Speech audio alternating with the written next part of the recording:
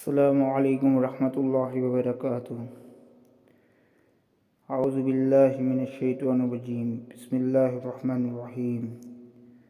آج کا سبق سورۃ الناس ہے، اس کی آیت نمبر 1 ہے، قل اعوذ برب الناس، کہہ دیجئے کہ میں پناہ میں آتا ہوں لوگوں کے رب کی۔ جب انسان کو کسی چیز کا خوف محسوس ہوتا ہے تو وہ کسی ایسے شخص سے پناہ مانگتا ہے جو طاقتور ہو، اسے دشمن یا نقصان دہ چیز سے بچا سکے۔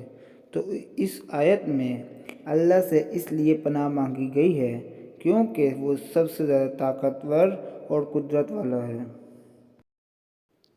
مالک الناس، لوگوں کے بادشاہ کی۔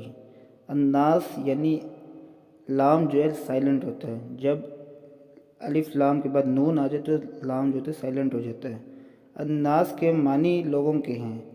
دوسری آیت میں بھی الناس کا لفظ اس لیے استعمال ہوا کہ حقیقی انسان کو سب سے زیادہ خطرہ لوگوں سے ہوتا ہے، تو وہ لوگوں کا ذکر کر کے کہہ رہا ہے میں ان لوگوں کے رب سے لوگوں کے شر سے پناہ مانگتا ہوں۔